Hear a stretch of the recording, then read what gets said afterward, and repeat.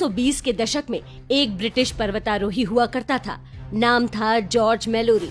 George Malory ने 3 बार mount Everest पर चढ़ने का प्रयास किया।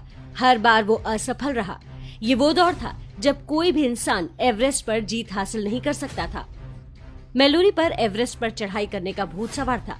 जब पूछा गया कि क्यों बार बार एवरेस्ट पर चढ़ने की कोशिश कर रहे हो, तो उसने उत्तर दिया, बिकॉज इट्स देयर, क्योंकि वो मौजूद है। भारत और सनातन सभ्यता को लेकर मुसलमानों को जो कीड़ा काटता रहता है, उसे इसी नजरिए से देखना जरूरी है। इस्लाम दुनिया को 2 विरोधी खेमों में देखता है, दारुल इस्लाम और दारुल हर्ब। पहला खेमा अल्लाह के आगे सर झुकाता है और दूसरा खेमा उनके अल्लाह को नहीं मानता। अल्लाह को नहीं मानना यानी एक काल्पनिक अल्लाह का गुलाम बनने को इनकार कर देना। कोई जरूरी नहीं है कि आपने उन पर आक्रमण किया हो या आपका उनसे कोई झगड़ा हो। ये एक तरफा सिद्धांत है। यहाँ हिंसा की धमकी को ही दैवीय आदेश बता दिया गया है।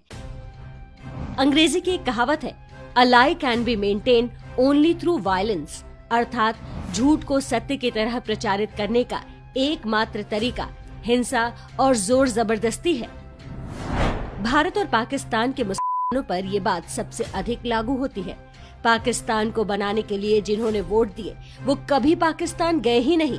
अपने वोटों से उन्होंने काफिरों की जमीन तोड़ ली। अल्लाह की किताब के अनुसार उन्हें सवाब यानी पुण्य मिलेगा। अब और जमीन तोड़ने के लिए उन्हें वोटों के साथ बेटों की भी जरूरत थी, तो पूरा जोर आबादी बढ़ाने पर है, चाहे लोगों को बहला फुसलाकर, पैसे देकर या अपनी औरतों को बच्चे पैदा करने की मशीन में बदलकर। माउंट एवरेस्ट एक पर्वत है। वो अपनी जगह स्थिर और अचल है। उसने कई साल तक किसी पर्वतारोही को अपने माथे पर नहीं चढ़ने दिया, लेकिन जैसे ही सुविधाएं मिलती गई, एवरेस्ट पर पहुंचने वाले पर्वतारोहियों की कतार लग गई। पहली बार 1953 में एवरेस्ट को जीता गया, लेकिन स्थानीय लोगों की ही सहायता से। भारत और सनातन सभ्यता भी एवरेस्ट जैसे हैं। अब्राहमिक समाजों के लिए भारत एक चुनौती की तरह है, जिसे जीतना उनके लिए अपने ईश्वर का आदेश है। इसके लिए वो कुछ भी करने को तैयार हैं। छल, कपट और हिंसा सब जायज है।